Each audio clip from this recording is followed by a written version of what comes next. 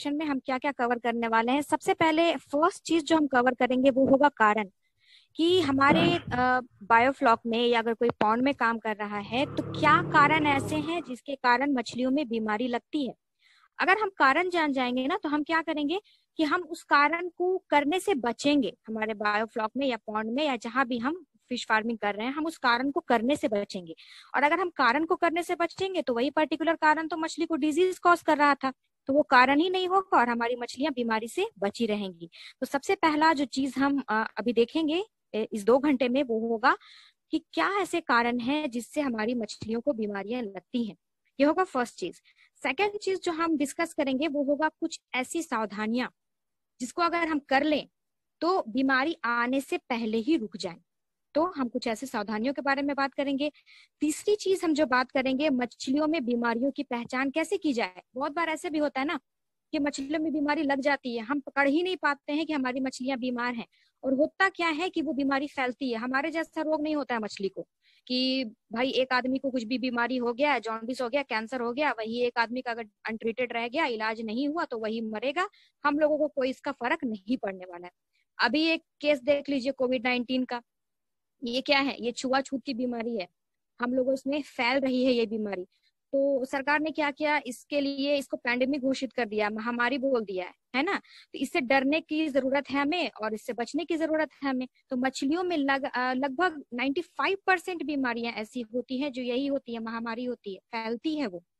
तो इसलिए हम मछलियों में बीमारियों की पहचान करना सीखेंगे ताकि हम मछलियों को उसके फर्स्ट स्टेज में ही पकड़ लें कि भाई हमारी मछली बीमार हो रही है और हम कुछ इलाज करें उसका, ताकि हमारी मछलियां बीमारी ना फैलाए, हमारे पूरे बायोफ्लॉक में बीमारी ना फैले और हमारा पूरा का पूरा जो क्रॉप है वो डिस्ट्रॉय होने से बच जाए। तो तीसरी चीज हम कवर करेंगे, मछलियों में बीमारी की पहचान कैसे की जाए।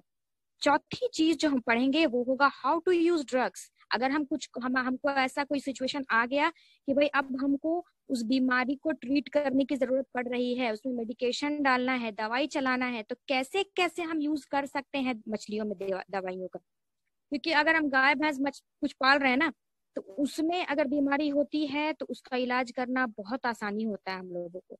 गाय भैंस कुछ भी है, बीमारी हो गई, मान लीजिए उसको घाव ही लग गया है, अब भाई उसमें मरहम पट्टी भी की जा सकती है। अगर कुछ दवाई खिलाना है तो हम उसके मुंह में दवाई भी डाल सकते हैं, लेकिन मछलियों में ऐसा नहीं होता है।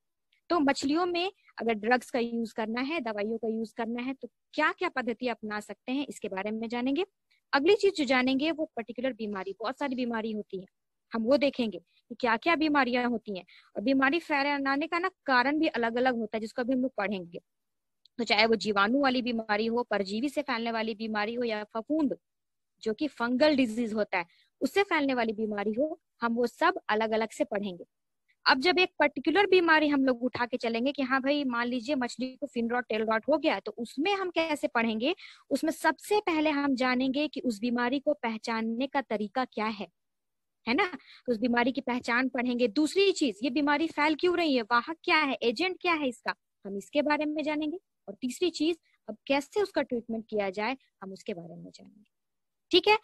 तो कल का और आज का ये जो 2 घंटे का मेरा क्लास है, इसमें आज के क्लास में हम कारण जानेंगे मछलियों में बीमारी फैलने का, सावधानियां जानेंगे, यानी कि हमारा सेशन इस तरीके से समाप्त हो जाएगा। कहीं पर कोई दिक्कत परेशानी है किसी को तो बोलिए, वरना फिर हम लोग कंटिन्यू करेंगे। कहीं ओके मैम, कंटिन्यू कीजिए मैम। करें, चलिए जी हाँ, बहुत शुक्रिया। तो शुरू करते हैं। तो हमारा जो सेशन है ये है मछलियों में होने वाली बीमारियां और उनके उपचार को लेकर, है ना। जैसा कि हमने बात किया था, सबसे पहली चीज जो हम सीखने वाले हैं, आप इस स्लाइड में देख पा रहे होंगे, वो है कि बीमारी को फैलाने का कारण क्या क्या है मछलियों में। बहुत अच्छे से सीखेंगे हम इस चीज को, है ना। 2 घंटे का ही हमारा क्लास है कल और आज का, और हमें बहुत ही स्पीड में चलना पड़ेगा क्योंकि बीमारी में बहुत कुछ है कवर करने के लिए। जैसे कि मैंने आपको पहले ही एक रफ आइडिया दे दिया हमें क्या क्या सीखना है ना। बहुत कुछ है कवर करने के ऊपर, इसलिए इस 2 घंटे में हम पूरा बुलेट ट्रेन की स्पीड से चलने वाले हैं भाई, है ना। लेकिन बुलेट ट्रेन की स्पीड से चल तो रहे हैं भाई, लेकिन लोकल ट्रेन की तरह हर एक छोटे से छोटे स्टेशन में रुक के चलेंगे, ताकि हर एक जगह से जो इम्पोर्टेंट इंफॉर्मेशन आपको मिलनी चाहिए वो मिलते रहे। चलिए, तो ये फर्स्ट स्लाइड हमारा जो है वो है बीमारी फैलाने का कारण क्या क्या है। यहाँ पे बहुत अच्छी तरीके से आपको 3 पहिए दिखाई दे रहे हैं, दिखाई दे रहे हैं जी है ना। सबसे फर्स्ट में आप देखिए क्या है, सबसे फर्स्ट पहिया जो है उसमें आप देख पा रहे हैं कि है जीवाणु, विषाणु और परजीवी। अगर ये 3 पहिया हमने सीख लिया, इसका मतलब हमने बीमारी फैलाने का कारण बहुत ही अच्छे से सीख लिया। और हम क्या करेंगे, जब हम बीमारी फैलाने का कारण जान लेंगे तो हम उस कारण को करने से बचेंगे। तो पहला जो कारण होता है बीमारियों को फैलाने का वो है जीवाणु, विषाणु, परजीवी। इसमें आप फफूंद भी ऐड कर सकते हैं, फंगल डिजीज को भी ऐड कर सकते हैं। तो ये सबसे पहले, तो शुरू करते हैं। जीवाणु, विषाणु, परजीवी या फिर फंगस की बात करें तो ये है क्या, ये माइक्रो ऑर्गेनिज्म है, यानी कि सूक्ष्मदर्शी जीव हैं जो कि हमें खुली आंखों से दिखाई नहीं पड़ते। अभी भी हम लोग जो क्लास कर रहे हैं, चलिए ऑनलाइन ही चल रहा है भाई, लेकिन जहां भी हम बैठे हैं, वो चाहे किसी भी कमरे में बैठे हों, चारों तरफ है फैले हुए जीवाणु, विषाणु, है ना, लेकिन हमको दिखाई नहीं पड़ रहे। सूक्ष्मदर्शी है, सूक्ष्मदर्शी यंत्र से देखेंगे तो हमको दिखेगा। तो ये जीवाणु, विषाणु, परजीवी या फिर फंगस जो होते हैं, ये सूक्ष्मदर्शी जीव होते हैं जो खुली आंखों से देखना मुश्किल होता है, दिखाई नहीं पड़ते हैं ये। लेकिन हाँ, ऐसा नहीं है कि बीमारी नहीं लगाएंगे। अब बायोफ्लॉग में बहुत लोग ऐसा बोलेंगे कि मैम तालाब गंदा होता है इसलिए वहां बीमारियां होती हैं, हमारे यहाँ तो इतना पानी हम लोग चेंज करते हैं और इतना सफाई रखते हैं कि बीमारी नहीं हो सकती। बिल्कुल गलत। ये चीज मानना गलत है कि आप साफ सफाई रख रहे हैं तो भी बीमारी नहीं होगी, क्योंकि बैक्टीरिया, वायरस कब आपके बायोफ्लॉक में चला जाए और कब डिवाइड करना शुरू कर दे आपको पता नहीं चलता है। हमारे जैसा नहीं है उसका जनरेशन रेट। हमें क्या है भाई, कम से कम 1 साल लगेगा जनरेशन बढ़ाने में, है ना, लेकिन इनको ऐसा नहीं लगता है। ठीक है, इनको क्या है, बहुत सारे आप जीवाणु, विषाणु ऐसे भी देखेंगे ना जिनको सिर्फ 1 सेकंड लगेगा अपना जनरेशन बढ़ा देने में, यानी 1 सेकंड में वो डबल हो जाएंगे, दूसरे सेकंड वो 4 हो जाएंगे, अगले में वो 8 हो जाएंगे। ठीक है, अभी किसी ने मैसेज किया है कि कैसे कंट्रोल करें, वो तो हम सीख ही रहे हैं ना, अभी तो शुरुआत है, अभी तो बस हम कारण सीख रहे हैं, आगे सीखेंगे कैसे कैसे बीमारियों को पहचानेंगे और कंट्रोल करेंगे। ठीक है, पहले आप सेशन सुन लीजिए पूरा, ये 2 घंटे दीजिए भाई मुझे, तब तो पता चलेगा सीखे कि नहीं सीखे। चलिए, तो ये इतने स्पीड में ग्रो करेंगे ना आपके बायोफ्लॉक में कि ये फैलाएंगे बीमारी। ऐसा नहीं सोच के चलना है कि मेरा बायोफ्लॉक है, पानी चेंज करते हैं भाई हमारा तो बीमारी फैलेगा ही नहीं। फैलेगा, अगर एक को मछली को लग गया ना उसके शरीर में, मतलब कि वो बैक्टीरिया, वायरस प्रवेश कर चुका है और अब वहां से वो फैलेगा और एक से दूसरे को लगा देगा, तो बीमारियां फैलेंगी, बायोफ्लॉक में भी फैलेंगी। आप पानी अच्छे से रखिए, साफ रखिए, फिर भी फैलेंगी। इसलिए हमको ये क्लास करना है और अच्छे से सीखना है। तो सबसे पहला जो कारण हुआ वो हुआ सूक्ष्मदर्शी जीव जो दिखते नहीं हैं और हमारे जहां भी रिसोर्स है, जहां मछली पालन कर रहे हैं वहां घुसते हैं और बीमारियां मछलियों को लगाते हैं। ये हुआ पहली चीज। यहाँ तक मेरे ख्याल से किसी को दिक्कत नहीं होगी, हम भी जानते हैं भाई, आम बोलचाल की भाषा में भी लोग जानते हैं कि जीवाणु, विषाणु बीमारी फैलाते हैं। दूसरा जो चक्का आप देखेंगे, वहां आप देख पा रहे हैं कि बनी हुई है मछली, है ना, देख पा रहे हैं। इस मछली को कैसे यहाँ पे कारण बता दिया क्या है बीमारी के फैलाने का, कोई बता सकते हैं हमको, मछली कैसे बीमारी फैला सकती है भाई? चलिए, आपने एक कहावत सुनी है, एक गंदी मछली पूरे तालाब को गंदा कर देती है, सुनी है कहावत? जी हाँ जी हाँ। मछली को ऐसा गंदा क्यों बोल रहा है, मछली को गंदा क्यों बोला जा रहा है, क्या नहाती नहीं है मछली? मैम मछली जब जैसे मछली मर जाएगी तो वो पूरे मतलब उसमें जीवाणु, विषाणु एकदम उसमें वृद्धि करेंगे और वो दूसरी मछलियों को भी बीमार करेंगे। ठीक है भाई, बहुत सही, आधा आपने जवाब सही दिया मेरे भाई। सिर्फ मरेगी तभी काउज नहीं करेगी डिजीज को, जिंदा भी है और अगर बीमार है तो भी फैलाएगी डिजीज। समझिए, एक आधी मछली ये बीमार चीज भी होगी तो इंक्लूड कीजिए, है ना। चलिए, बहुत सही। एक मछली, अगर एक कहावत बहुत ही अच्छी बनाई गई है, एक गंदी मछली पूरे तालाब को गंदा कर देती है। तो इसलिए नहीं कहते हैं मछली को गंदी कि वो नहाती नहीं है या उसका कैरेक्टर खराब है। हमको नहीं पता भाई उसका कैरेक्टर कैसा है, और पानी में तो डूबी है दिन रात, तो नहा भी रही है। इसका मतलब ये है गंदी इसलिए इस कहावत में मछली को कहा गया क्योंकि वो मछली हो सकती है कि बीमार है, और अगर मछली बीमार है इसका मतलब शरीर में कुछ ना कुछ कारक मौजूद हैं, चाहे वो जीवाणु हो सकते हैं, चाहे वो विषाणु हो सकते हैं।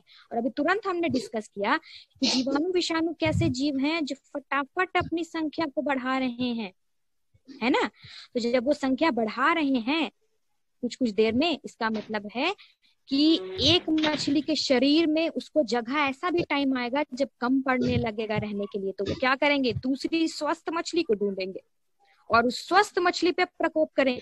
इसका मतलब एक मछली से बीमारी फैलेगी, 1 से 4 को होगी, फिर 4 से 1000 को होगी, और इस तरीके से बीमारियां फैलती रहेंगी। तो ये हो गया दूसरा पहिया हमारा कंप्लीट। मछली भी फैक्टर बन सकती है बीमारी को कॉज करने के लिए। तीसरी चीज है हमारा वातावरण।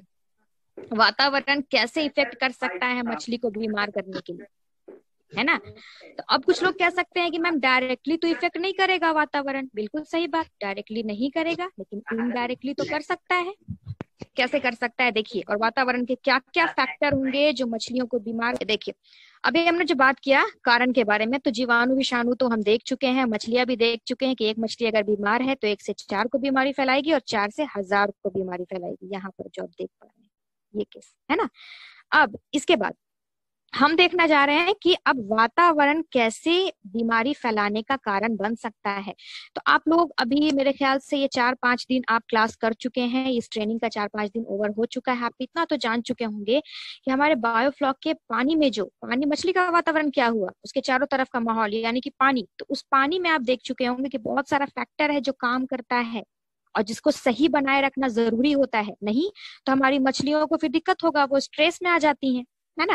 तो इस तरीके से वातावरण के ये सारे फैक्टर्स हैं जो मछलियों को बीमार करने में काम करते हैं, जिसमें सबसे फर्स्ट होता है पीएच।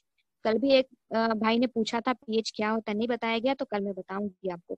बहुत ही इंपॉर्टेंट फैक्टर है पीएच मछली के ग्रोथ के लिए, उसके स्ट्रेस को ना लेने के लिए। अगर पीएच ऊपर नीचे होगा तो मछलियां स्ट्रेस में आ जाएंगी। और आप तो जानते ही हैं जब लोग स्ट्रेस में होते हैं, हमें भी कहा जाता है ना कि ज्यादा स्ट्रेस ना लो भाई, बीमार पड़ जाओ, है ना। क्यों कहा जाता है? क्योंकि जब कोई भी इंसान या आप जानवर ही ले लीजिए, मछली ही ले लीजिए, जब वो स्ट्रेस में रहती है तो क्या होता है, उसका इम्यूनिटी पावर वीक होने लगता है। इम्यूनिटी पावर मतलब समझते होंगे, रोग प्रतिरोधक क्षमता। उसकी रोग प्रतिरोधक क्षमता, रोग से लड़ने की क्षमता कमजोर होने लगती है। और उस वक्त अगर कोई भी अटैक कर दे, बैक्टीरिया, वायरस, जीवाणु, विषाणु, तो मछली तुरंत बीमार हो जाती है। तो वातावरण हो सकता है डायरेक्टली मछली को बीमारी ना लगाए, ये पीएच, तापमान, डीओ, नाइट्रेट, नाइट्राइट, अमोनिया, कुल क्षारीयता डायरेक्ट मछली को बीमार नहीं करेगी, लेकिन इसके उतार चढ़ाव से ये अगर इसके संतुलित परिमाप में नहीं रहेगी। संतुलित परिमाप का अर्थ है जितना रेंज मछली के लिए टॉलरेबल है उतने में अगर नहीं रहेगी, उससे ऊपर नीचे हो जाएगी तो मछलियों को दिक्कत होना शुरू हो जाता है और मछलियां स्ट्रेस में जाती हैं। मछलियां स्ट्रेस में जाती हैं, उनकी रोग प्रतिरोधक क्षमता कम हो जाती है। उनकी रोग प्रतिरोधक क्षमता कम होती है, हमारी मछलियां बीमार हो जाती है। ठीक है, तो वातावरण के ऐसे क्या क्या फैक्टर्स हो सकते हैं। देखिए सबसे फर्स्ट फैक्टर है पीएच, और इसका रेंज आपका होना चाहिए बायोफ्लॉक के लिए 6.8 to 8। इतना अगर पीएच है तो इसका मतलब बढ़िया है, पीएच को लेके कोई दिक्कत नहीं होगी मछली को। दूसरी चीज है तापमान यानी कि टेम्परेचर, 28 से 32 डिग्री को बढ़िया माना जाता है। डीओ, डीओ जानते हैं आप लोग, डीओ के बारे में सीखा आपने? डाइऑक्साइड? जी नहीं, डिजॉल्व ऑक्सीजन, इसके बारे में सीखा आपने? मैम एक बार आप थोड़ा हिंट दे दो, थोड़ा हिंट दे दो। अच्छा ठीक है, चलिए भाई ठीक है। डीओ क्या होता है ना, ये डिजॉल्व ऑक्सीजन क्या होता है। ऑक्सीजन जो है वो 2 तरीके का होता है। एक होता है सूखा वाला ऑक्सीजन, जिसको सांस में लिया जाता है फेफड़ों के द्वारा, जो हम लोग करते हैं।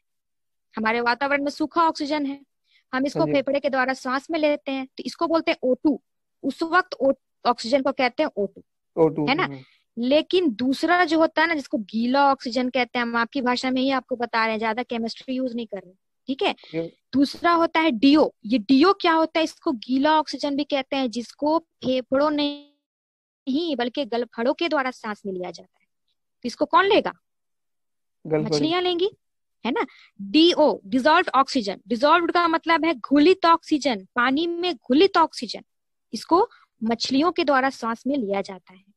यानी ये जो डीओ है ना, जैसे हमारे लिए ऑक्सीजन बहुत ही जरूरी है, मछलियों के लिए भी है, लेकिन वो हमारा वाला नहीं ले सकती है। अगर मछलियां हमारा वाला ऑक्सीजन सांस में ले सकती तो मछली को उठा के टेबल के ऊपर रख देते, जिंदा रहती भाई, क्यों मरती। लेकिन ऐसा तो नहीं होता है ना, मर जाती हैं वो। कुछ देर तक कोशिश करती हैं, हो सकता है बहुत ज्यादा आधा घंटा जिंदा रह जाएंगी, लेकिन फिर मरेंगी। क्योंकि वो हमारा वाला O2 सूखा वाला ऑक्सीजन को सांस में नहीं ले सकती हैं, उनको चाहिए घुलित ऑक्सीजन, यानी कि डिजोल्व ऑक्सीजन, जो होता है कहाँ पे, पानी में घुलने के बाद। ठीक है, इसे कहते हैं डिजोल्व ऑक्सीजन। ये कितना होना चाहिए हमारे पानी में, ये होना चाहिए 4 mg पर लीटर से अधिक। अच्छा माना जाता है 5 से 8 mg पर लीटर ऑक्सीजन अगर हमारे पानी में है तो सही है। 5 से कम होने लगा मछली के लिए दिक्कत होगा।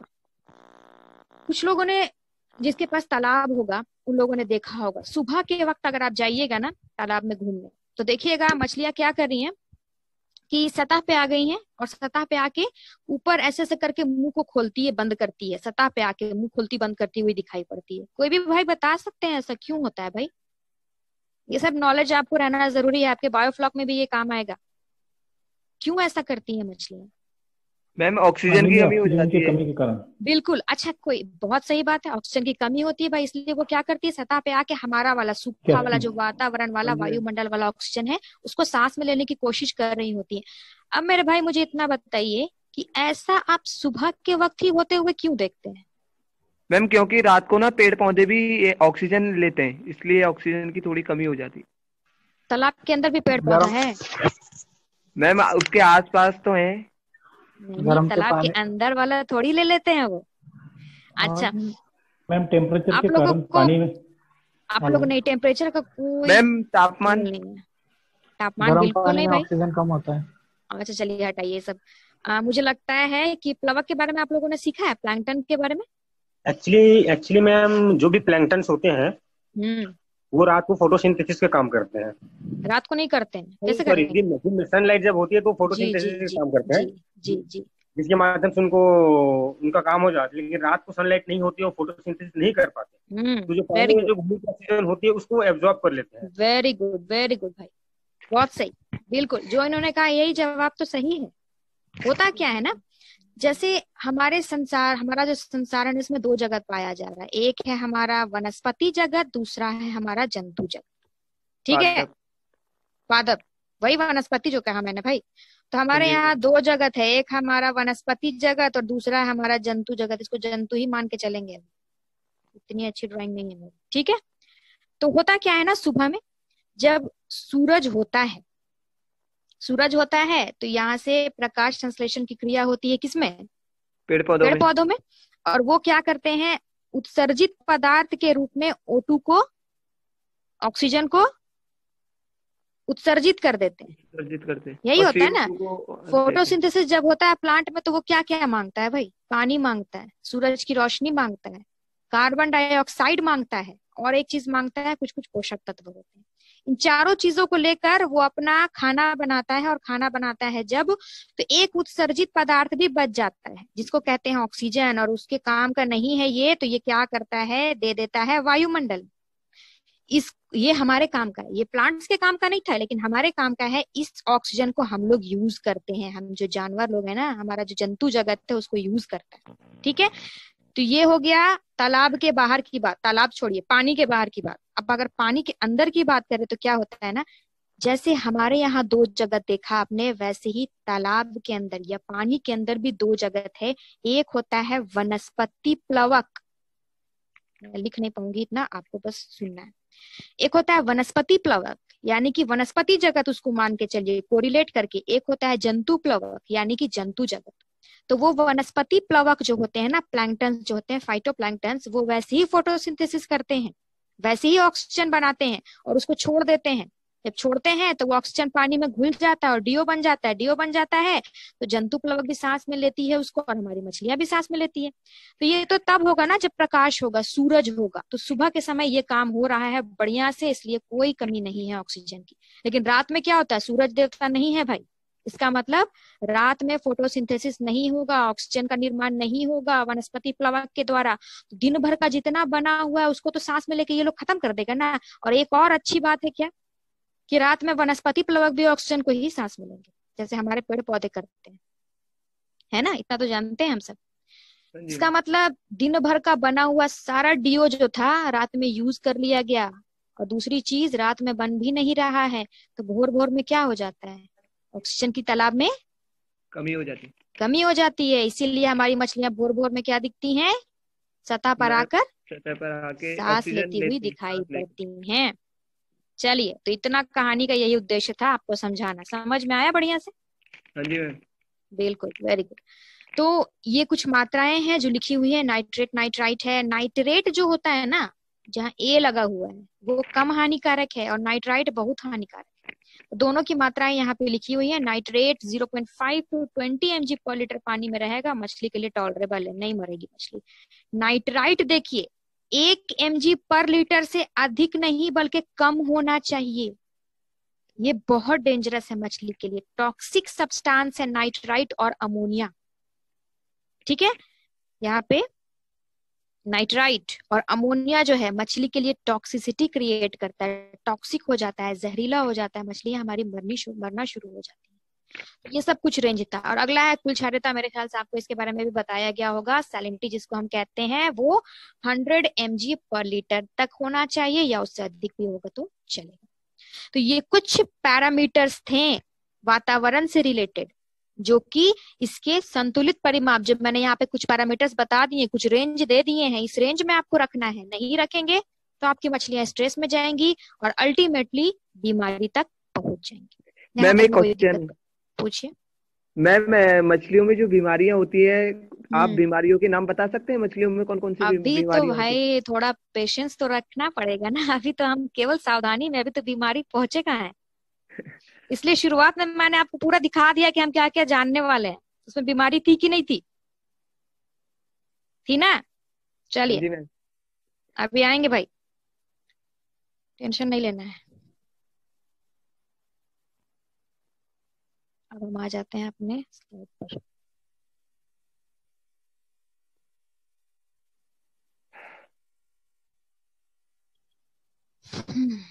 मैं आप लोगों ने अच्छे से सीख लिया। चलिए, तो इस स्लाइड को देखकर अब कहीं पर भी दिक्कत परेशानी लग रही है? नहीं मैम। सब समझ में आ गया ना? हाँ तो जी। इसका मतलब जब सबसे फर्स्ट चीज हमको सीखना था भाई, कारण डन, कंप्लीट हो गया है ना। अब आगे चलते हैं। क्या आगे चलते हैं हम? सावधानियों की तरफ। यहाँ इस स्लाइड को देख पा रहे हैं आप लोग, तो दो बहुत ही अच्छी कहावत लिखी हुई है। एक है हिंदी की कहावत, एक है अंग्रेजी की कहावत। एक हिंदी की कहावत लिखी है, सुरक्षा ही बचाव है, सुरक्षा कीजिए ताकि मछलियां बीमारी से बच पाएं। और दूसरी बहुत ही अच्छी कहावत लिखी है, prevention is better than cure. Prevention का अर्थ होता है पूर्व सावधानी, बेटर का अर्थ होता है बढ़िया, और क्योर का होता है अर्थ उपचार। यानी इसका कहावत का अर्थ निकल रहा है, पूर्व सावधानी बढ़िया है उपचार करने से। इसीलिए अभी हम कुछ सावधानियों को सीखेंगे, कुछ ऐसी सावधानियां जिसे अगर हम अपनाएंगे अपने बायोफ्लॉक में या तालाब में, अगर मछली पालन कर रहे हैं वहां, तो हमारी मछलियों को बीमारी लगने का चांस 80% कम हो जाएगा। बिल्कुल सही सुना आपने, 80% कम हो जाएगा, यानी कि ना के बराबर हो जाएगा। यानी हमारी मछलियों को बीमारी का चांस कम हो गया, हमारा टेंशन कम हो। ठीक है, तो ये है सावधानियां। कुछ सावधानियों के बारे में जान लेते हैं हम लोग। सबसे पहली सावधानी है चूना का प्रयोग। जानते हैं मछलियों के केस में क्या कहा जाता है? चूना को रामबाण कहा जाता है। मछलियों के केस में चूना जो है ना, बहुत तरीके से काम करता है। सिर्फ एक दो काम नहीं है चूना का, बहुत सारा काम है चूना का। आपके तालाब जहां भी आप मछली पालन कर रहे हैं, प्लवक की मात्रा को बढ़ाएगा, पीएच को मेंटेन करने का काम करेगा, और ऑक्सीजन डीओ के लेवल को बढ़ा देता है। साथ साथ जितने भी जीवाणु विषाणु जो बैक्टीरिया करते हैं, इन सबको मार देता है। अब आप कहेंगे बायोफ्लॉक में चूना डालना तो पहली बार सुन रहे हैं, तो बिल्कुल बायोफ्लॉक में हम चूना नहीं डालते हैं। ये सब तालाब में चूना का घोल बना के डाला जाता है ना। बायोफ्लॉक में हम चूना तो नहीं डालते, लेकिन क्या कर सकते हैं, जब आप मछली का संचयन करने जा रहे हैं, एक बार बायोफ्लॉक को ना चूना से धो दीजिए बढ़िया से। उससे क्या होगा, जितना भी छोटा से छोटा जीवाणु विषाणु जो होगा वो धुल के खत्म हो जाएगा। चूना जब उस पे लगेगा वो उसको मार देगा, और आपका बायोफ्लॉक जो है ना वो बढ़िया से सैनिटाइज हो जाएगा। ठीक है, तो इस तरीके से हम प्रयोग कर सकते हैं। ये नहीं करना कि मैडम ने चूना को रामबाण कहा था, हम बायोफ्लॉक में 3-4 kg चूना रोज डाल रहे हैं। ऐसा नहीं करना भाई, वरना मछली भी चली जाएगी, है ना। तो ऐसा नहीं करना। सैनिटाइज करने के लिए बायोफ्लॉक में हाँ हम चूना का प्रयोग कर सकते हैं। तालाबों में तो भाई पानी के ऊपर भी चूना डाला जाता है, लेकिन हमारे बायोफ्लॉक में ऐसा नहीं होता है। तो ये है पहली सावधानी, चूना का प्रयोग कीजिए। दूसरी सावधानी में आप देख पा रहे हैं नमक के घोल का प्रयोग बताया गया है, या नमक का घोल या फिर पोटेशियम परमैंगनेट का घोल। नमक से तो सभी वाकिफ होंगे, पोटेशियम परमैंगनेट हो सकता है पहली बार सुन रहे हो। तो देखिए यहाँ पर पोटेशियम परमैंगनेट क्या होता है ना, ये कभी अगर दांत वात में तकलीफ हुई होगी, डॉक्टर के पास गए होंगे तो ये वाला बैगनी वाला चूर्ण दिया होगा और कहा होगा पानी में घोल बना के उससे कुल्ला करो, है ना। क्यों देता है ऐसा? क्योंकि जो पोटेशियम परमैंगनेट है ना, एक प्रकार का डिसइंफेक्टेंट का काम करता है, यानी कि आपके दांत में अगर कीड़ा वगैरह है उसको मार देगा। तो हम या तो चूने का प्रयोग करेंगे या फिर पोटेशियम परमैंगनेट का प्रयोग करेंगे। अब ये प्रयोग हमको कैसे करना है इसको देखिए, एक मिनट।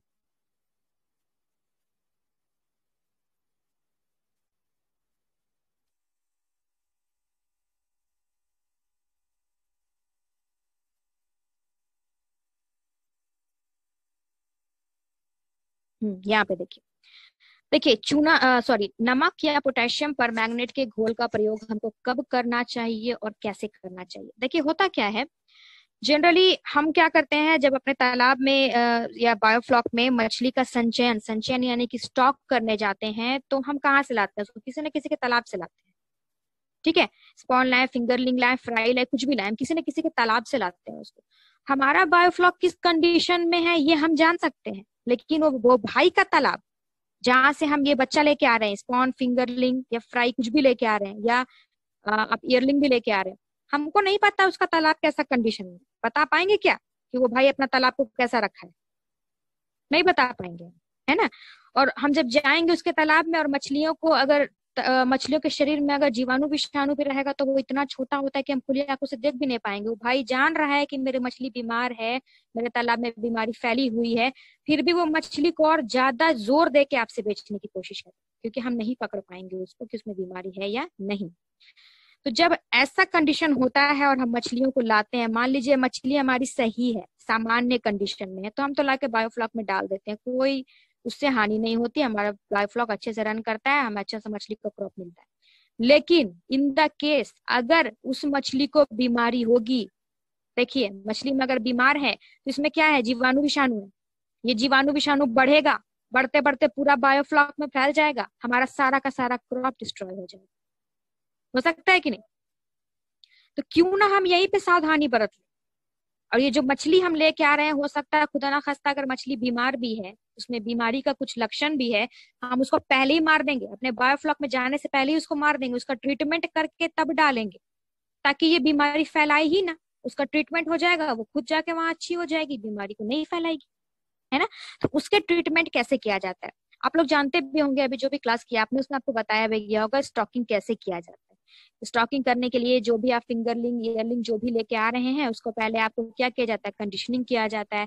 कंडीशनिंग करने के बाद आप उसको नमक या पोटैश के घोल में डालिए, ठीक है। मात्रा वैरी कर सकती है, नमक या पोटैश आप 5 ग्राम पर लीटर पानी में डालिएगा, काफी है, या मात्रा वैरी कर सकती है, कुछ लोग अपने हिसाब से, अपने एक्सपीरियंस के हिसाब से कम ज्यादा मात्रा बता सकते हैं, ठीक है। तो करना क्या है, हमको नमक या पोटेशियम का घोल पहले से बना के रखिए बाल्टी में। मछली लेके आए हैं, पहले उसका कंडीशनिंग कर लीजिए। स्टॉकिंग से पहले कंडीशनिंग बहुत इंपॉर्टेंट है, मछलियों को मरने से बचाता है, स्ट्रेस से बचाता है। कंडीशनिंग कर लीजिए। कंडीशनिंग करने के बाद हम क्या करेंगे, डायरेक्ट उसको बायोफ्लॉक में नहीं डालेंगे, हम पहले उसको डालेंगे नमक या पोटैश के घोल में 1 मिनट के लिए केवल। उस 1 मिनट में क्या होगा, अगर हमारी मछली के शरीर में कुछ भी चीजें हैं, जीवाणु है या विषाणु है या परजीवी है उपस्थित, तो वो नमक या पोटैश में घोल में जाने के बाद मर जाएंगे, हमारी मछली बीमारी से फ्री हो जाएगी, ठीक है। और अब जब हम उसको बायोफ्लॉक में डालेंगे वो बीमारी नहीं करेगी। क्लियर हुआ? किसी को समझने में कोई दिक्कत? जी नहीं है? समझ में आ रही है बातें? जी हाँ मैम। जाते हैं फिर से अपने स्लाइड में। तो ये हो गया, ये हो गया। नमक का घोल और पोटेशियम परमैंगनेट का घोल का इस्तेमाल कब करना है, कैसे करना है, आप लोग सीख चुके हैं। अगली जो चीज हमें बहुत ध्यान देनी है वो है खाद्य पदार्थ का सही इस्तेमाल, ठीक है। इसमें भी मैं आपको एक स्लाइड शेयर करना चाहूंगी, उसके बाद हम लोग वापस आके बात करेंगे। खाद्य पदार्थ में चाहे आप जो भी दे रहे हैं, सिंकिंग फीड दे रहे हैं, फ्लोटिंग फीड दे रहे हैं, कुछ भी दे रहे हैं आप, उसका भी एक सही इस्तेमाल होना चाहिए, ना कम ना ज्यादा। कम होगा तो भी दिक्कत करेगा, ज्यादा होगा तो भी दिक्कत करेगा। देखिए कैसे करेगा दिक्कत। यहाँ पे आप एक देख पा रहे हैं स्लाइड, देख रहे हैं, कम अगर है, जो भी खाद्य पदार्थ का आप इस्तेमाल कर रहे हैं, अगर वो कम दे रहे हैं, इसका मतलब मछली के शरीर में पोषक तत्व कम पहुंच रहा है। सही कि गलत?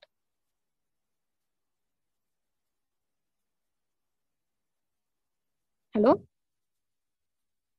जी हाँ, सही मैम। चलिए ठीक।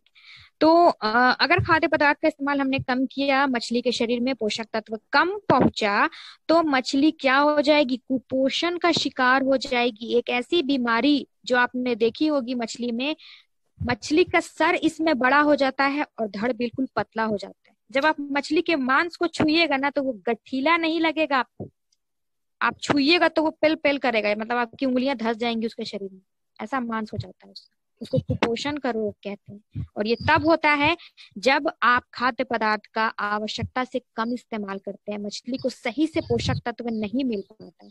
अब आप खुद सोच के देखिए, वैसी कुपोषित मछली को अगर हम खाएंगे, जिसको सही से पोषक तत्व नहीं मिला है, तो क्या हमारे शरीर में वो पोषक तत्व पहुंचेगा जो मछली खाने से मिलता है? आपको इंट्रोडक्शन के क्लास में बताया हो गया मछली का क्या क्या फायदा, बहुत सारा फायदा भाई। ओमेगा 3 फैटी एसिड मिलता है, बहुत सारे विटामिन मिलते हैं, प्रोटीन का अच्छा स्रोत है मछली। क्या वो सब हमें सही मात्रा में मिल पाएंगे? जी नहीं, नहीं मिल पाएंगे। तो अगर कम इस्तेमाल कर रहे हैं हम खाद्य पदार्थ का, तो पोषक तत्व मछलियों को कम मिलेंगे और इसकी वजह से मछलियां कुपोषित हो जाएंगी। लेकिन अगर अब हम सोचे कि नहीं भाई, कम देने से तो बड़ा दिक्कत हो जा रहा है, हम थोड़ा ज्यादा खिला देते हैं, हमारी मछलियां ज्यादा बढ़ेंगी, ऐसा भी नहीं है। ज्यादा देंगे तो भी दिक्कत करेगा, अधिक दे देते तो क्या होगा? आपके बायोफ्लॉक में वो प्रदूषण क्रिएट करेगा। जितना मछली को खाना है उतना ही खाती है भाई। शादी ब्याह में जब लोग जाते हैं तो क्या करते हैं? सुबह ही से खाना बंद कर देते हैं, हटाओ अब वहीं जाके लपेटना है बढ़िया से। लेकिन वहां जाके भी कितना खा पाते हैं? जितना पेट है उतना ही खा पाते हैं भाई, पीठ में कोई नहीं लाद सकता है। इसका मतलब मछली को भी जितना खाना है उतना ही खाएगी। आप ज्यादा दे दिए हैं, वो बेकार होगा, सड़ेगा, प्रदूषण क्रिएट करेगा। और जब प्रदूषण क्रिएट करेगा तो देखिए क्या हो रहा है, जहां प्रदूषण वहां जीवाणु विषाणु। जहां एरो ऊपर जा रहा है, इसका मतलब ये बढ़ रहा है। जैसे जीवाणु विषाणु बढ़ रहा है, अल्टीमेटली हम बीमारी की तरफ पहुंच जा रहे हैं। देख पा रहे हैं आप, है ना? और दूसरी चीज, अगर अधिक भोजन देते हैं तो दूसरा क्या कंडीशन हो सकता है? शैवाल बैठ सकता है। ये शैवाल आपके बायोफ्लॉक में कम ही बैठेगा। अगर तालाब में मछली पालन कर रहे हैं तो यहाँ वहां वो ज्यादा देखा जाता है। अगर ये शैवाल बैठ गया तो इसका मतलब आपके बायोफ्लॉक में या भी पानी जो भी है उसमें डीओ कम हो जाएगा। अभी डीओ के बारे में हमने सीखा, डिजॉल्व ऑक्सीजन कहते हैं इसको, वो कम हो जाएगा।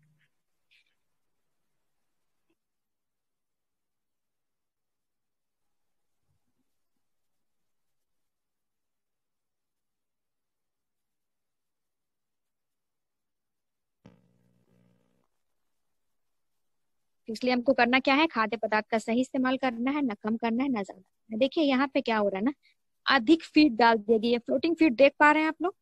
फ्लोटिंग फीड है ये, जरूरत से ज्यादा डाल दिया गया पानी में। क्या कर रहा है? प्रदूषण कर रहा है, गंदगी फैला रहा है। गंदगी होगा, बैक्टीरिया वायरस पनपेगा, बैक्टीरिया वायरस पनपेगा, मछलियों को बीमारी करेगा। ये हो सकता है। या फिर शैवाल, ये तालाब का सीन है, तालाब में अधिक शैवाल देखा, इस तरीके से तालाब में शैवाल फैल जाता है। शैवाल फैल गया, ऊपर से जो प्रकाश होता है ना, उसको अंदर घुसने नहीं देता है पानी में।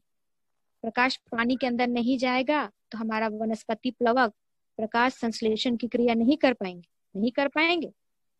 डीओ कम हो जाएगा, और डीओ कम हो जाएगा, मछलियों को स्ट्रेस आएगा, अल्टीमेटली बीमार पड़ेंगी। तो दूसरी चीज भी हमारी कंप्लीट हो गई भाई, सावधानियां। कारण और सावधानियां हमने कंप्लीट कर लिया है। कोई दिक्कत परेशानी है किसी को? नहीं मैम। Very good. अब ये तो वही कारण लिखा हुआ है, कुछ और कारण भी हो सकते हैं, जैसे कि रोगजनक, जीवाणु, विषाणु, परजीवी, तो हमने बता दिया। अत्यधिक संचयन दर, अगर आप ओवर स्टॉकिंग भी कर देते हैं ना तो भी दिक्कत होती है मछलियों को। ठीक है, जितना स्टॉकिंग रेट बताया गया उतने में ही स्टॉकिंग करेंगे हम। पानी की गुणवत्ता के प्रमुख कारकों के संतुलित परिमाप में बदलाव आना, ये सब मैंने बता दिया, पीएच वगैरह, ये भी कारण बन सकता है। अब हम पहचान करना सीखेंगे, बहुत ही इंपॉर्टेंट पॉइंट, पहचान करना सीखेंगे। देखिए अभी मैंने तो कहा कि डॉक्टर नहीं बैठ रहा भाई तो खुद डॉक्टर बनना पड़ेगा। तो ऐसा डॉक्टर नहीं बनना है नीम हकीम खतरे जान वाला डॉक्टर।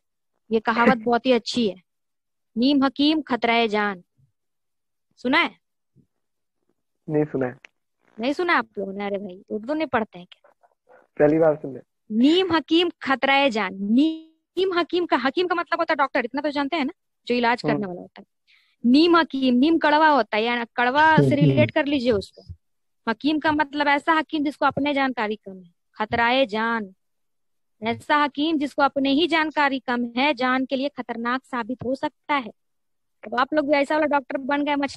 मछली को हुआ था जॉन्डिस, हम ट्रीटमेंट चला रहे हैं कैंसर का, ठीक होगी मछली? कभी ठीक नहीं होगी। इसलिए बढ़िया से रोग का लक्षण पहचानने सीखिए, किस रोग से मछली को क्या बीमारी लग रही है, ताकि हम सही ट्रीटमेंट चलाएं, मछली का सही इलाज करें। चलिए, नीम हकीम खतरे जान नहीं सुना आप लोगों ने? अधजल गगरी छलकत जाए सुना है? ये भी सुना नहीं है ना? नहीं। तो आप तो रिलेट कर पाएंगे। सुना है मैम, सुना है।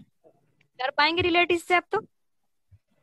चलिए हम लोग अब कुछ लक्षण के बारे में जान ले, कुछ पहचान करें बीमारियों की, जिससे हमको पता चले कि मछली में क्या देखकर हम बता पाए कि हमारी मछलियां बीमार है। सबसे पहला लक्षण इसमें आपको देखा जा रहा है कि मछलियों का सुस्त पड़ना। पॉइंट वाइज इसको पढ़ेंगे और हम लोग सीखेंगे कैसे कैसे हम इसको जान पाएंगे।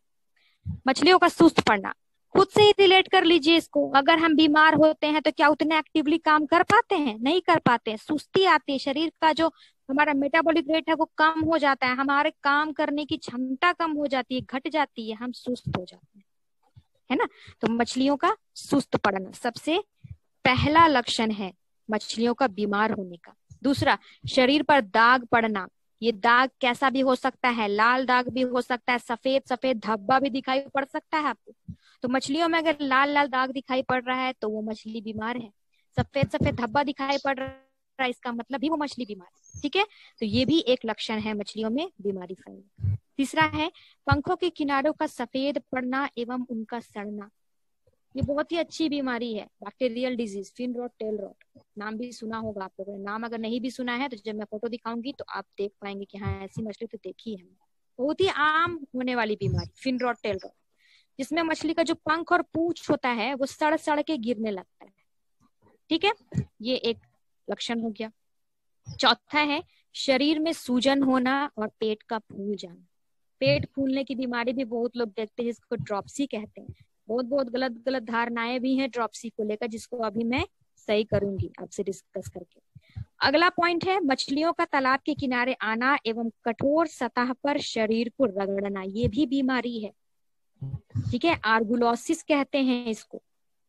क्यों ऐसा होता है ये जब हम परजीवी वाला डिस्कस करेंगे तो आपको मैं पूरी कहानी समझाऊंगी वहां पर। अभी बस आप इसको देख लीजिए। अगला है चमड़ी का ढीली पड़ जाना, भोजन ग्रहण नहीं करना, पानी की सतह पर बार बार पलटी खाना तथा मछलियों का मरना।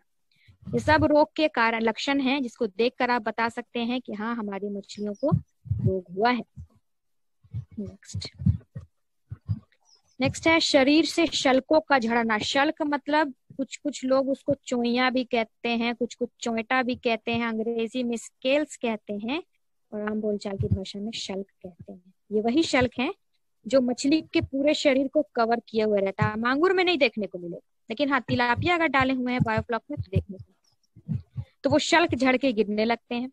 गर्दन पतला एवं सिर बड़ा हो जाता है। ये तो मैंने अभी तुरंत डिस्कस किया है आपसे। क्या बीमारी है जिसमें सर बड़ा हो जाता है, बता सकते हैं? कुपोषण। वेरी गुड, कुपोषण। गर्दन पतला हो जाएगा, धड़ पतला हो जाएगा, सर बड़ा हो जाएगा। तो ये सब जो भी थे लक्षण, उपरोक्त सभी मछलियों में होने वाली बीमारियों के लक्षण हो सकते हैं। इतने सारे लक्षण हमने डिस्कस किए आपसे, कोई दिक्कत नहीं? चलिए आगे बढ़ते हैं।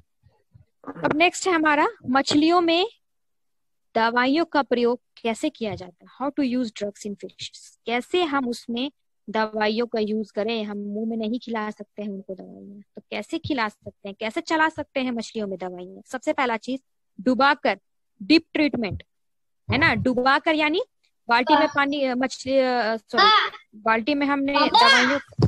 मुझे मोटरसाइकिल तो साइकिल शुक्रिया। चलिए, तो फर्स्ट जो था वो था डिप ट्रीटमेंट, यानी कि बाल्टी में हमने दवाइयों का घोल तैयार कर लिया, बीमार मछलियां थी उन्हें उसमें डुबाकर निकाल लिया गया, इसे कहते हैं डुबाकर। दूसरा है दवा पानी में बहाकर, यानी दवाई का सॉल्यूशन था उसको पूरे बायोफ्लॉक के पानी में हमने बहा दिया, इसे कहते हैं पानी में बहाकर। तीसरी चीज है पूरक आहार के साथ मिलाकर दवाइयों का प्रयोग करना। ये पूरक आहार क्या होता है? आप जो फ्लोटिंग फीड देते हैं, सिंकिंग फीड देते हैं, ये सबको पूरक आहार कहा जाता है। ये प्राकृतिक आहार नहीं है मछली का।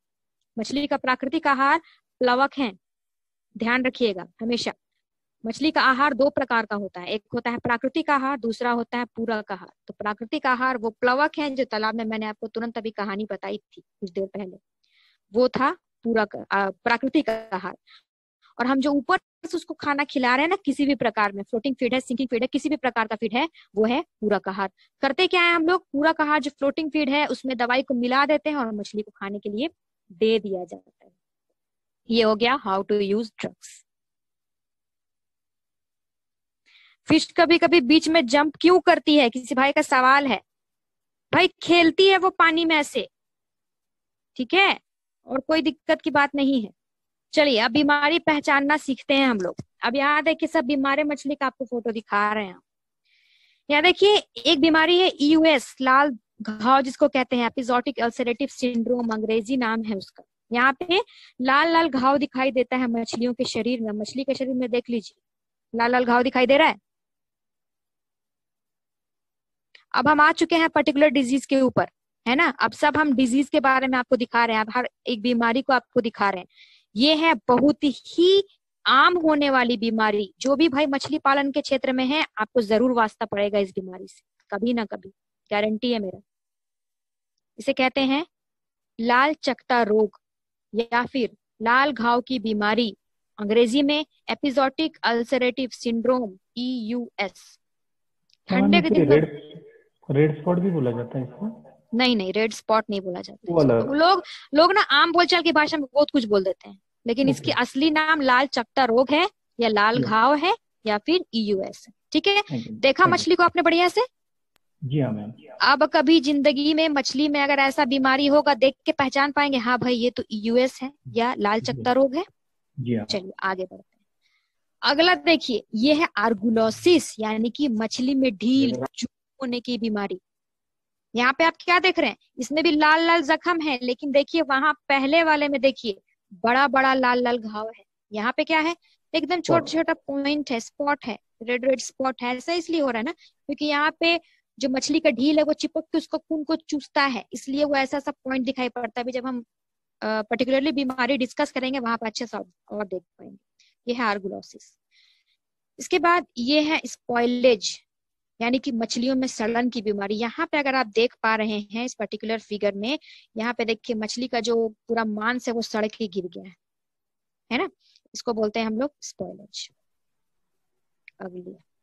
अगला बीमारी देखिए, ये है फिन रॉट टेल रॉट, जो मैंने अभी बात की आपसे, पंख और पूंछ सड़ जाता है। यहाँ पे देखिए ना पूरा का पूरा तो पंख कट गया है मछली का, देख रहे हैं ना।